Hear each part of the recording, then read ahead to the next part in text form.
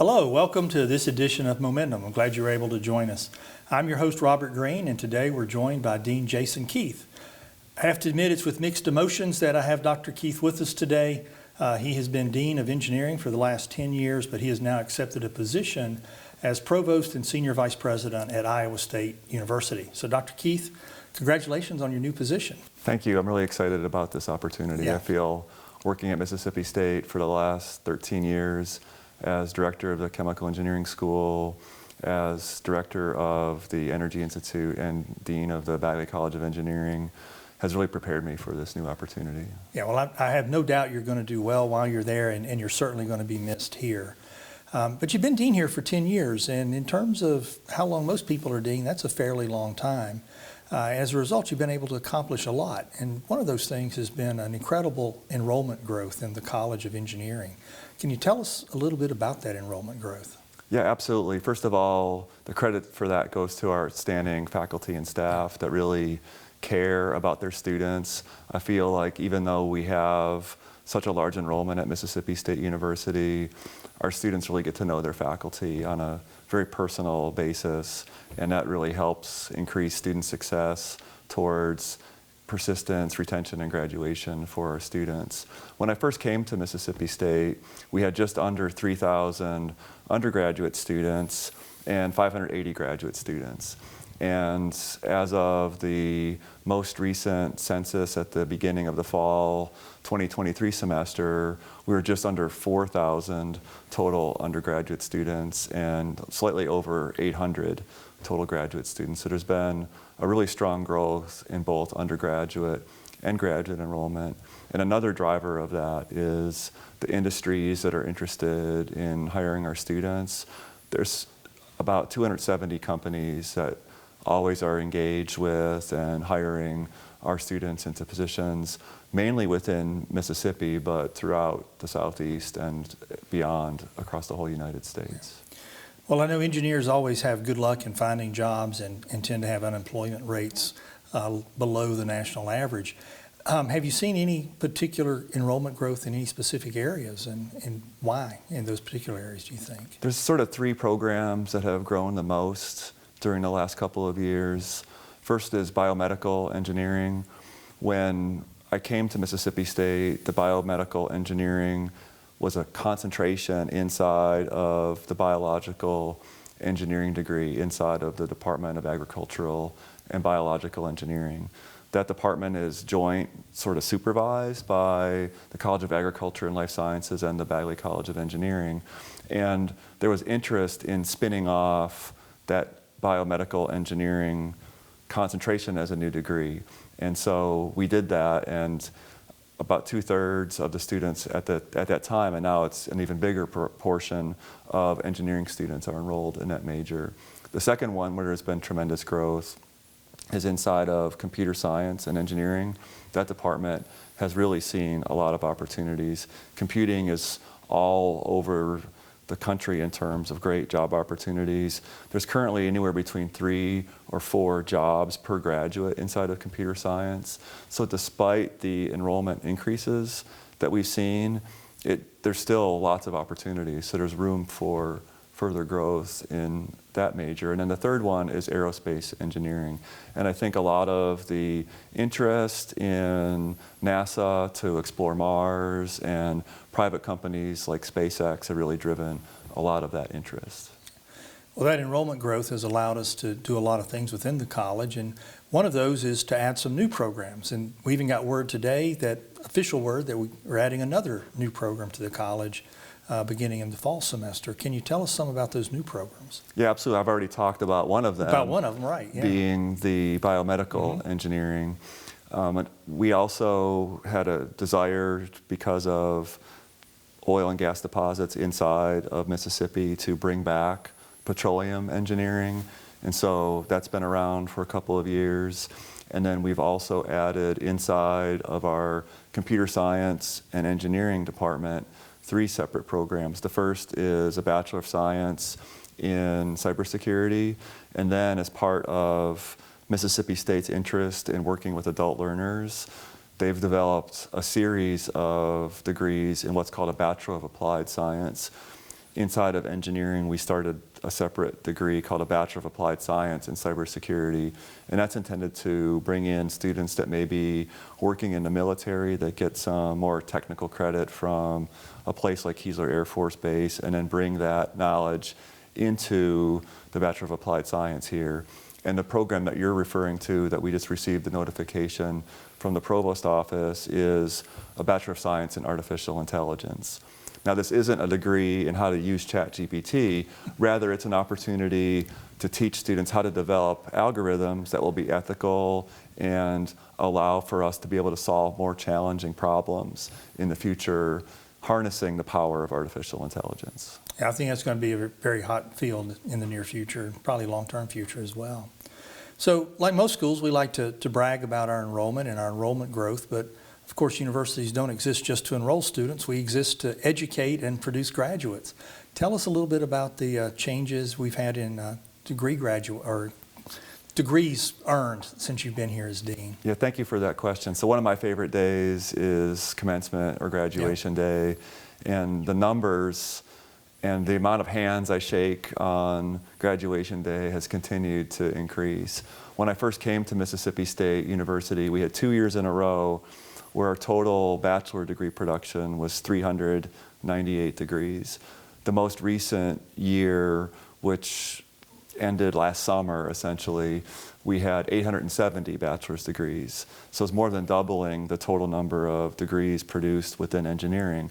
But beyond that, there's also been an increase in terms of the diversity of the students receiving engineering degrees from Mississippi State University. When I first came to Mississippi State, we had about 40 black students receive undergraduate degrees.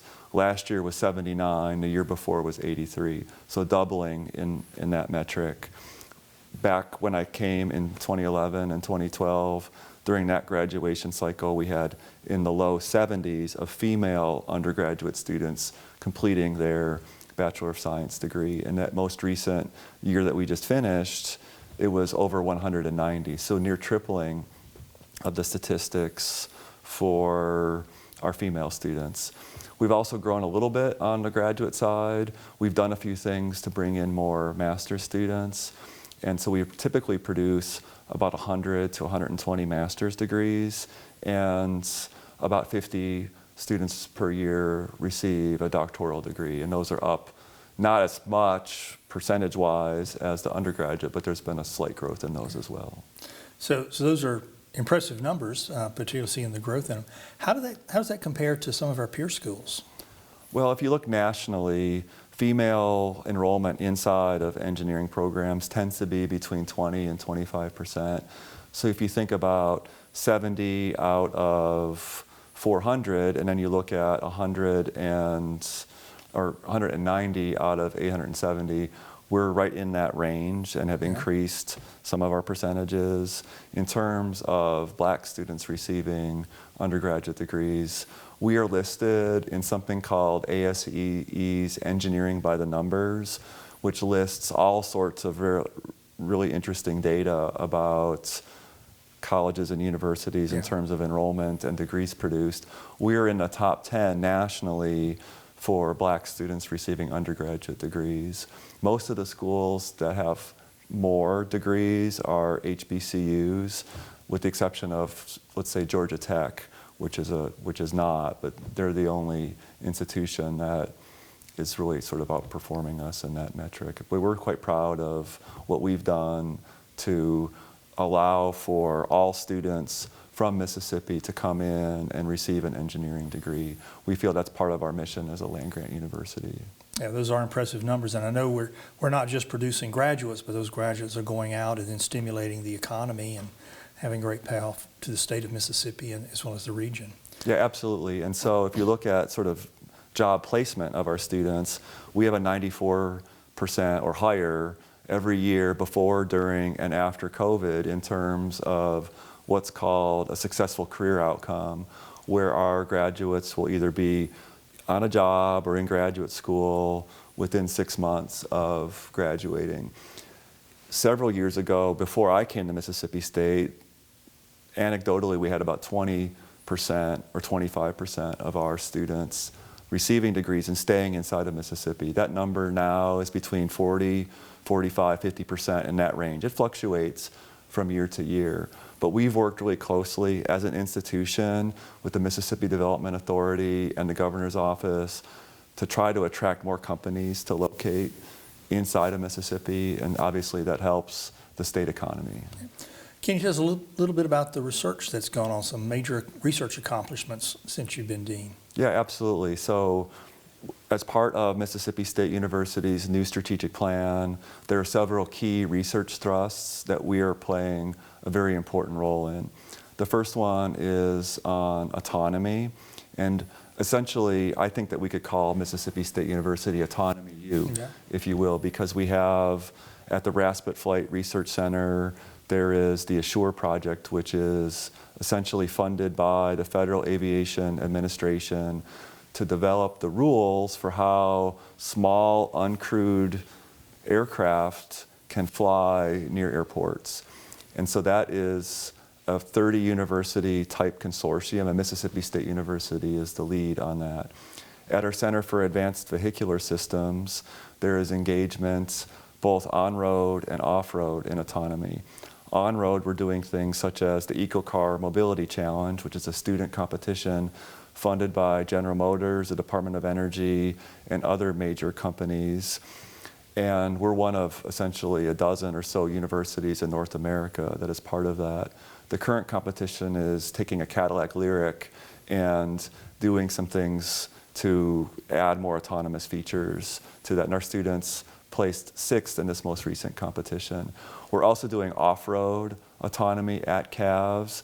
There is a large forested area behind the research center, and there's trails that have been carved out, and we're testing sensors and essentially moving around and trying to decide, can this vehicle get through this pathway, or should I go a different way if there's a tree that's down, and things like that. Okay. There's other things that we're doing in autonomy as well. Cybersecurity is another one of those research areas, and we hold all 3 major designations from the National Security Agency as centers of academic excellence, and that's what led to the production or development of those new undergraduate as well as a graduate master's degree in cybersecurity and operations. We got about 30 seconds left, and I want to try to get in 2 quick questions. Okay. One, any advice for me coming in as interim dean? I know we're going to really miss you when I take over as interim dean, so what advice do you have for me? Well, you've been really active in collaborating across the campus. Continue to foster those relationships, and we have a great group of deans at Mississippi State. Yes, we do. There's a lot of momentum that has been built as part of this strategic plan to allow for engineering to collaborate with each and every one of those colleges. There's a lot of opportunities to harness over the next year. Okay. Thank you for that advice. And then finally, I want to give you a chance. Is there any last words you'd like to say to our faculty, staff, students, and alumni? Yeah, of course. So, Mississippi State is an incredible institution. It's really going to hold a close place in my heart. I love the institution. I'm going to miss all the great people here. They've really been impactful to me. I want to thank everyone for what they've done, but it really made it a fun job because there's so many great people here, so many great students, so many opportunities that we have to really advance the state of Mississippi. Well, Dean Keith, it's been a pleasure having you here today and a pleasure working with you for the last 10 or 11 years. It's been a while. You're certainly going to be missed, and I wish you the best at Iowa State. I want to thank you all for joining us and want you to join us next time for Momentum.